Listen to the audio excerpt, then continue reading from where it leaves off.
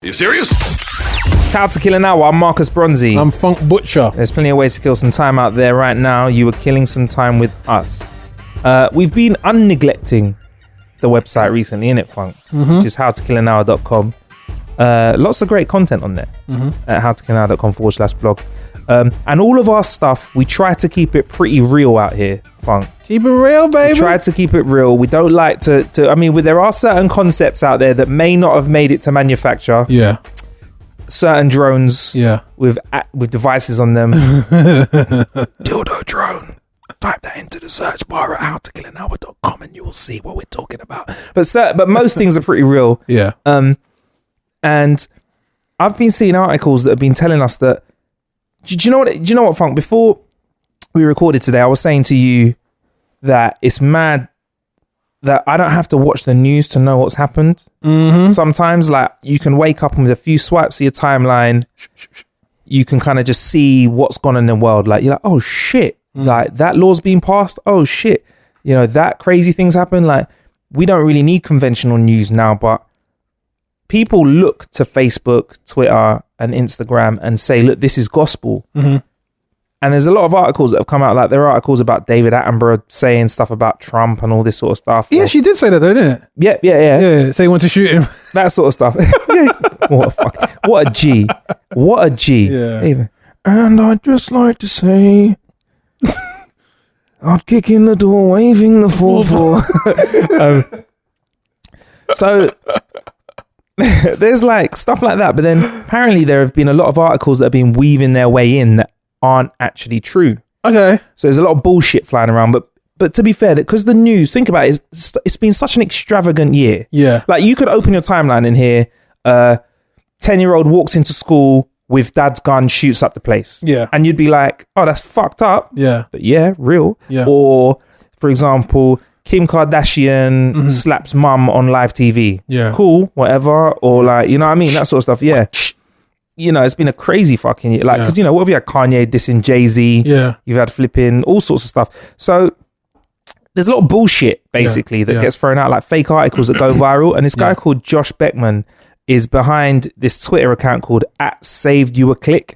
And basically, it does what it says on the tin. It saves you from clicking into certain stories that are just bullshit. And also, you know, the clickbait ones where they're like, you won't guess who's done this. Oh, yeah. Like, you wouldn't guess who's going to be narrating the next BBC natural history show, or whatever like that, or nature show. I fall for all the time. You click on it. That's David Attenborough again. Yeah. You wouldn't guess what happened to this creature on planet Earth. It lived. I don't know. It's just like that. But he debunks. In fact, let's go on to @SavedYouAClick right now. I'll go onto Twitter. Right now, and I'll give you an example of @SavedYouAClick right now. Saved you a trick. Saved you a click is the clickbait one. Saved you a trick is the fake news one. Ah, so Saved You a Click is the clickbaity one, you said, Bill. Yeah. And Saved You a Trick is the fake news one. Thank you. Okay. All right, I'll do one from Saved You a Trick. Yeah. Donald Trump might not be a president, but he is in somebody's. 1 second. What? There are 3,141 countries in the United States. Trump won 3,084 of them. Clinton won 57. False. Okay, well, that's obviously false. Okay, so it's just basically bullshit stories. They pick stuff out of it. Okay, cool. And Saved You a Click gets you rid of clickbait. So it just says, watch what happens when you throw an iPhone 7 off the world's tallest building. It breaks. That's what they do to these stories. Full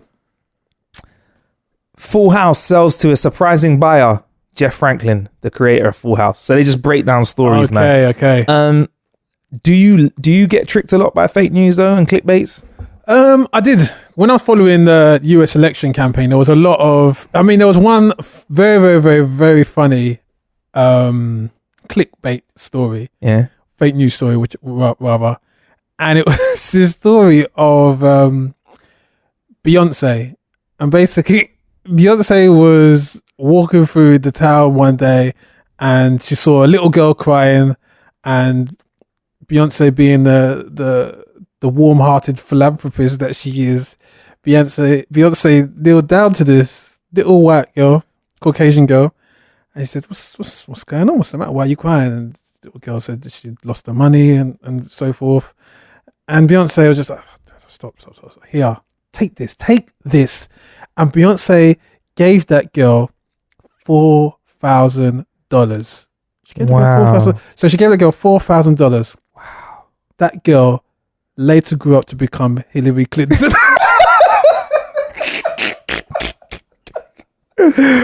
And you know what it is? Yeah, I was just, it's like a really long passage and you're reading. And you know what's even more funny is that they've taken like a really old picture of Hillary Clinton when she's a girl, obviously, but the picture's black and white. And then it thinks to yourself like, why is the picture of Beyonce still in colour? It's just like, how can did she travel back in time? But yeah, I think that's just a classic example of the kind of the fake news stories that were flying around at the time of the election. So there was another one. Yeah, there was another one that was about Trump's. He made a statement about how stupid the Republican Party were and how easy it would be to kind of get into this position and so forth. It was said years ago on a chat show apparently, and then Channel 4 News kind of sourced where this information could have come from and found it was completely fake. But a lot of these news stories that were flying around were influencing voters because, do you know what it is? In your mindset, if you've got a likelihood that that person would do that thing or would said that thing, you pretty much help the news become more compelling. So if you feel that Trump is likely to say those kind of things because, you know, he's a bit braggadocious and so forth and he's full of himself, then you'll believe that fake news story. You just have to give it that slant. So if you said something like Kanye West pushed the photographer today, you think, oh yeah, well, that's how I know Kanye West to be, so I believe this story to be true, and it could be completely fake. Yeah. And that's the problem with these fake stories, is that if they're not exaggerated enough, then yeah, they do sound very, very, very realistic, and they kind of just, they slide in there in amongst the real stories. So how much bullshit is there out there? How much have we consumed and we just don't know it? Well, this is the thing. I think people assume just because there's fake news stories on Twitter that there isn't fake news stories in the broadsheet newspapers. Of course there are. There are probably stories planted there for whatever vested interest that we don't, or there's no real way of kind of checking and double checking the sources of the journalists. But in this day and age, we are holding each other more to account than we are the newspapers. I mean, there's never really been a situation where I've heard someone go, that story that newspaper printed, I've double checked it, triple checked it, and it's false. Yeah. Because they assume newspapers, any sort of media organization, Sky News, BBC, they're reputable companies, and reputable companies don't lie. But big mistake. But they're run by people, and people lie. So. Exactly. So how do we fight through fake news? Can we ever have an opinion without sourcing it? Because I feel I'm with you, and I don't like the news. Like, I don't watch it a lot. And I'm ignorant a lot of the time about a lot of stuff. Like, you can be like, what? You didn't? Yeah. But yeah. I feel like there's so much bullshit out there. Yeah. I don't mean it I'm not trying to be like, you know, negative towards like people that want to stay informed, but I'm like, how can I trust someone just saying this happened because? Yeah. I'm like, nah, I need proper research. Like, I need to go ground up. I need to hear it from the source. Yeah. I think we've made a compromise over the years. I think we've compromised speed for reliability and factualness. So we want the news so fast that we would like, okay, well, if it turns out it's a bit false or there's a few bits missed out, or if it's completely like fake, we'll deal with that later on. But we want the news now, and then we'll kind of decide that amongst ourselves. And that's what papers are doing as well. Papers are saying, fuck it, get it out now. Exactly. If it's wrong, we'll just say sorry. Exactly. Because obviously papers are trying to keep up with Twitter and they can't. Yeah.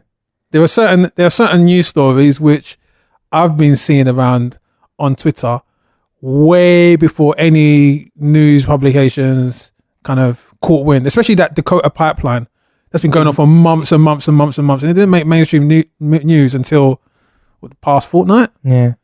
The Aecon electricity for billions of African people, that sort of stuff. Yeah. I haven't yet to see any proper coverage. Yeah. on television for that. It's crazy, isn't it? Yeah. Like, so, I think it's and I'm not just saying it to throw, daggers at the news. I'm just saying that there's more shit out there. There's more interesting things to be had. Yeah. And I always say that to people, like, that technology could keep us quite ignorant. Like, and I'm talking about not just technology like computers and phones, but like books as well. Look, I was being serious for once. But like stuff like books as well. So just because you read a book, how do we know that there isn't some form of a lie or misinformation in it or something that isn't correct? Do you know what I mean? I kind of feel like, the same way you might find old people going to us, back in your day, we didn't have all this, Google that. Yeah. I feel like some people went back in the day, we didn't have books. Yeah. We used to live things. We used to go out and experience things. Yeah. It's very interesting. It kind of makes me want to feel like, I'm very skeptical. Everything I see, I'm very much like, and then, again, that's why you get a lot of people on the internet that feel like they're experts all the time. Like, do you ever notice there's people on the internet that are like, flipping out, like during an election, everyone's a politician. Yeah. And I'm like, hang on, I didn't even study politics, so I can't pretend that. I did. yeah. But what's it like? You study politics. What's it like hearing these people that are just throwing around these political isms and schisms and words? Well, the thing is, it's nice to see people's involvement in politics, but like it is. Oh, it's good to see you try. Yeah, it's good. Yeah, God loves a try. You had a go. Yeah, but again, that is just the nature of the beast, where people are latching onto things as and when they happen. When Super Bowl happens, everyone knows everything about American football. I don't know the first thing about American football, but people telling me about touchdown conversions and this, that, and the other, and using all these. They're turning into John Madden overnight. Yeah, and that's the annoying thing, because there's that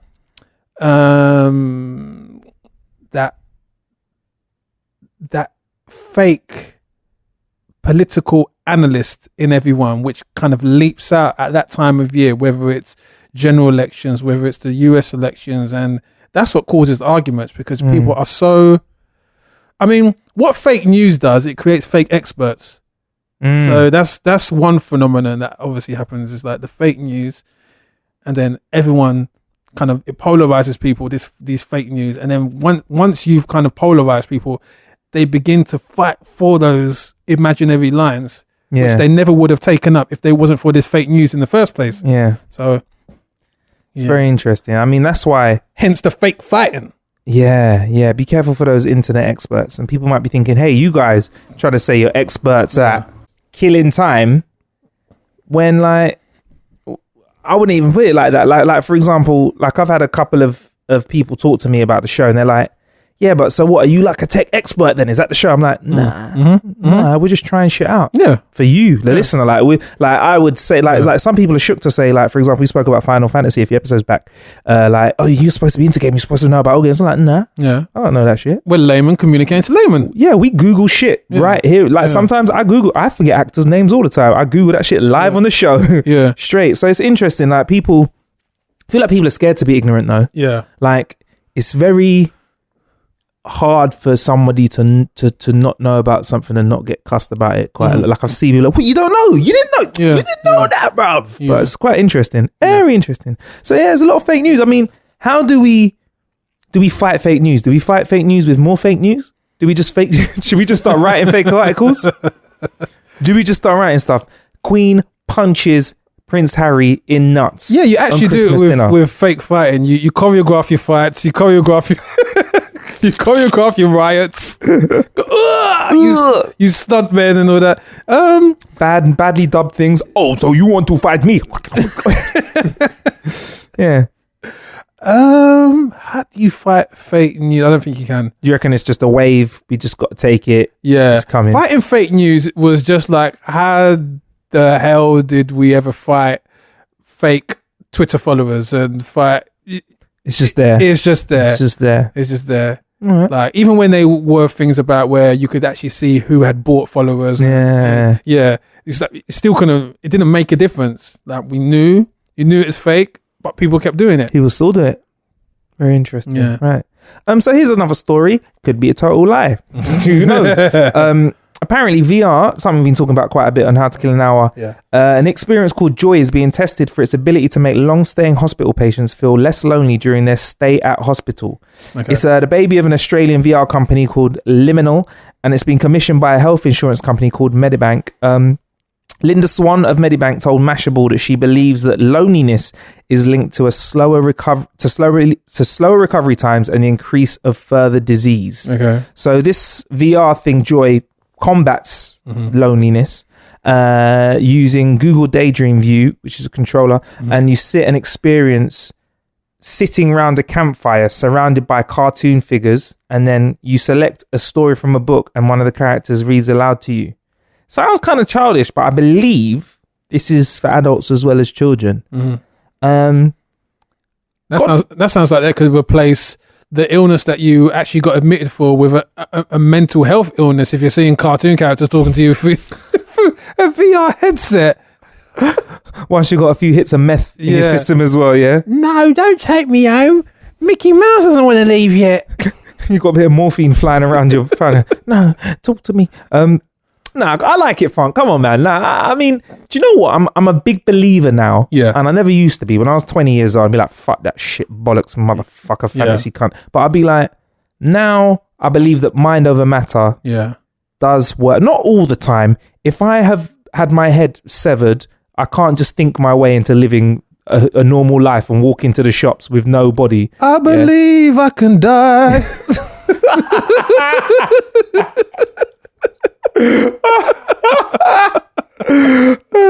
I can't just think my way around that, but if you are positive, it can get you out of a bit of a rut. Because negative, like, have you ever noticed there's a couple people, like, when you talk to them, I mean, there's people that have bad, like me and Funk, we talk sometimes, we're like, how's your day? Yeah, good. Or how's your day? Oh man, scratch his head. But other people, like, have you ever spoken to someone who always has a bad day? Yeah, but I guess that might be their reality. It just might be a bad day. You know what I mean? Like, I'm never gonna pick up an old school DMX record and he sounds like he sounds like he's the cast of one of those 70s musicals, or he's Mary Poppins. Well, he did try his Rudolph the Red-Nosed Reindeer though. That was Rudolph the Red-Nosed Reindeer. Yeah. So I guess that is a nature of, do you know what it is? It's things like this which are trying to homogenize everyone. So this kind of goes into that tinfoil hat area, or that conspiracy theorist area that the health service and other government agencies are trying to homogenize the thought processes of society. We all have to be happy. We all have to be productive. We all have to be grateful with the fruits of what we're receiving in life. Even though you're barely just making minimum wage, don't be down about it. Here. Even coconut smile. even when your lifestyle exacerbated by the commute to work, the 2-hour commute to work, the low pay has robbed you of your ability to walk, and you now have to be sent off to a retirement home. Have no fear, because you can wear a virtual reality headset and talk to cartoons for the rest of your days. Google Daydream. For fuck's sake, fuck, man. Why have you got to do that? Why have you got like rows and rows of people like, oh, play it again? Exactly. I don't know. Man. Google need to make an app with me called Dream Killer.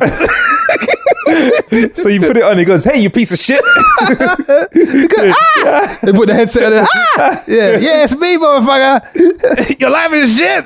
And they take it off. They take it off and you're still there. You go, you shit in the face. Hey, you thought it was easy to get rid of me. Told you, I'm everywhere. I'm live, bitch. Oh man, yeah. I mean, I thought it was quite a charming idea until you ran over that and then went over it forwards again and then ran over it again, reversed over it. Yeah. No, you're not feeling the joy. I think the thought's there. It's the thought that counts, isn't it? But out to Linda Swan, who made that, had that what's it called? Just that that light-hearted perspective, that slower recovery times are linked. And no, slower recovery times and an increased risk of further disease is because of. I was like, I believe that. I feel like that. Yeah, I feel like that. Like, oh my gosh, you know what? Yeah, I've had a double heart bypass, and do you know what? You know Smile through it. Yeah, do you know what? I've had this double heart bypass. Yeah, and do you know what really could have prevented that infection during the operation? If I wasn't lonely. If I just smiled a little bit more. Not because the doctor wasn't wearing gloves and he dropped some chicken salad in my... vegan salad. It would have been a vegan salad. Yeah, vegan salad. I reckon, like I said, if my head was missing from my body, I don't think I could smile my way through that. But I reckon they're onto something, I reckon. Yeah. They're onto something. If you're doom and gloom and you're like, all the time, then I don't know, man. I feel like you are likely to have a slightly less fun experience. Right, let's wrap it up with this one though, Funk. Self-made bed. A new invention has been created to solve the problem of making your bed. Mm-hmm.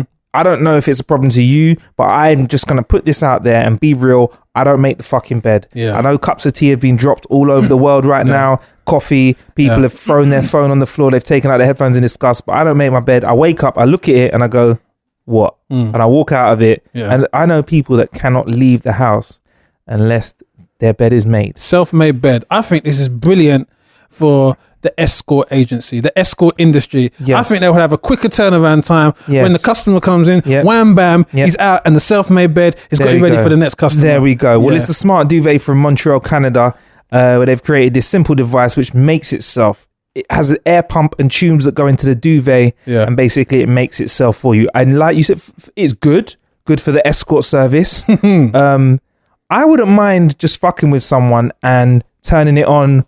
Fucking someone or fucking with? I mean, I wouldn't mind fucking someone on it and just see what happens. A whole new dimension. Yeah. What about fucking with somebody and turning it on while they're still in bed and they don't know it's on there and say, just before you leave the room, imagine that having a one night stand, you smash, and for some reason you're crazy enough to leave the house before they do. Yeah. And you go, just so you know, this house is a little bit haunted and shit happens around here. You just got to play along and talk to the ghost. Yeah. And then you walk out and you start making the bed make itself. Yeah. And this goes. You know what this sounds like? This sounds like that sounds like a plot twist from the film Misery. So that's how she kept him in the bed. That's how Miss Claiborne kept him. She didn't mash up his legs. She just pressed that button and she made the bed with him in it. The classic Stephen King story. And you know, Funk. That makes me cringe to this day. Yeah. Both the book and the film when she smashes up a man's legs. Oh. That's the kind of crazy you don't want in your relationship when someone's willing to smash up your legs. I used to like writing books and then I saw that film. I was like, nah, I'm just gonna become a DJ. You used to like writing books and driving in snowy mountains until you read that book. Yeah. She was the original bunny boiler, wasn't she? Yeah. Misery. Yeah. That's what you don't want in your life. Yeah. Imagine that. Yeah. Imagine you go to if you go to a girl's house or a guy's house and you see that book on the bookshelf. Yeah. Red alert, evacuate. Get the fuck out of there. The original bunny boiler was actually Glenn Close in Fatal Attraction, but she took it to level 9,000, man. Yeah, like, you ain't gonna leave because I would break your legs. And then puts the joy device to keep you in place. Keeps you happy. But speaking of relationships, we haven't done this week's Grilly. Oh, shit. Grill Billy. Grilly Billy. Billy's quest for pussy. Look at Billy's on Tinder now. Look, he's cheating. Are you Tindering right now? He's cheating already. That's some sweat, man. So, Billy, can you just give us a quick shout of an update? She aired me, bruv. Billy's relation. She's like, oh, we'll do this on this day. She was organising it. And then she goes back to work. And then she stops replying to my text messages. Say that louder. Bring it over here, Bill. Bring it over here. Say that a bit like what happened? Which bit? The whole lot. Everything. Right. She was like, well up for it. She's like, yeah, we'll do this, we'll do that. And she's organised it, we'll do it on this day. I was like, okay, cool. Yeah. And then she goes back to work. And then she stops replying to my text messages. So what? Did you go for the second date? There was a new guy at work. No, I didn't. There was a new... Do you know what it was? I reckon, Billy, it was... When she threw the flirts at you, what was the first thing? Was it golf the first thing you did? Or was it No, it was bowling. I wanted to do golf. when she asked to do the bowling thing and she said she turned and she flicked her hair back over her shoulder and said, I thought you were going to teach me how to do this. I thought you're handy with your fingers in holes. You should have taken that as, yes, I'm going to go and handle business. So next time, Billy, are you going to... But he said she was organising everything. So she was already wearing the trousers. Well, because I organised something. I organised something, and then she got ill. Okay. She goes, to make up for it, I'll organise it and book it all. Okay. Next time. And you just turn I up. was like, yeah, okay, cool, let's do that. You just turn up with chocolate and kisses. And then that was it. That's the end of it. Okay. Billy, by any chance, has she listened to the podcast? I don't think so. I thought we played a part in Billy's singledom. Do you reckon? Yeah. Do we owe in some pussy? Because I text her at the weekend, right? And she did text back. She goes, sorry for not texting back. I've just been so knackered after work. How you been? So, okay, cool. How am I going? And then I just threw a question out. And then she didn't text me back. What was the question? I think it was just like, how are you? Or something like that. Just, I don't know, playing it easy. Yeah. Did you text or did you talk? Text. Okay. Have you called her ever? Yeah, I called her. Have you called her after the text? Yeah, I spoke to her. I was on the phone for like an hour or so. But I mean, after this final text, have you called her? Oh, no. I think she's married. I think she can't talk in the. Her man came back from his time away at the services. Hey, what you doing? Yeah. Oh, nothing. I reckon you should give her a call, Bill. Yeah. When? Right now. Not right now. Why not call her right now? Billy's sweating. And then if she answers, goes, 1 sec, something's just come up. I'll call you back, and cut it off. That's what you should do. Yeah. Reassess that power. Yeah. Reassess it. Yeah. Reassess that power. I mean, if it was me, would I do it? Maybe not. But Billy, you definitely should do that right now. Why not? Good. Wait for her to answer. Yeah. Hello? Sorry, babe. Something just came up. It's been more important than you. Maybe it's better. That, answer phone message you said I should have. Did you put that on the answer phone message saying, hi, if you really want to talk to me, call me back and leave me 3 missed calls and I might call you back, bitch. That one. Did you do that? No, I didn't. Okay. Maybe I should. Yeah. Maybe we saved you, Billy. Maybe we could have ended up with a gone girl. Yeah. So, Possibly. yeah. No, but I feel bad when like I'm the sort of guy when someone in the team gets pussy, I've got pussy. Yeah. So like every time someone else, it's like when it's someone else's birthday, I feel like it's my birthday. So when everyone gets some pussy, I'm like, yeah, we've all got pussy together. I feel like, yes, I've fornicated. She's now one of my numbers. She's a notch on the bedpost for me. Yeah. Yeah. We empathize. We have sympathy pains. We could be on the tube going home. We go, oh, Yeah. I felt that, Billy. Well done. You're on the way home and all of a sudden you just go, You win. it's like, no, it's you lose. Oh man. So Billy, I reckon you should. I reckon I want to take Billy out on a road with me. You know. Yeah. Take Billy out on a road. Is he ready for it? Is he ready for the Marcus Bronzy experience? Boy. Has Funk Butcher experienced the Marcus Bronzy experience? I'm not man enough.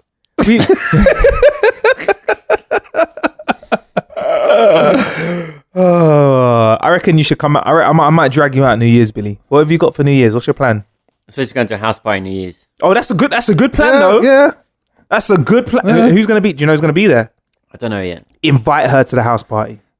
Invite her to the house party. Yeah. What if I haven't spoken to her for like 8 weeks? Whereas, I have New Year's is like 2 weeks away. But Bruv, pick up the phone. Yeah. I'll pick up the phone and say, hey, I'm just sorting some shit out real quick. I've got a house party coming up in New Year's. I'm gonna invite a few people. Are you in or are you out? Because you're at the top of the list right now. I've got to call some other people. You coming along? Yeah. if she's aired me back a couple of times already, what's the point? Just call someone else. Tell you got That's VIP. what I'm saying, yeah. Tell you got VIP guest list to the house party. So I got VIP guest list to this dude. Yeah, this house party. Yeah. VIP means we can go into the kitchen. I got a box. I got a box in the kitchen next to the fridge.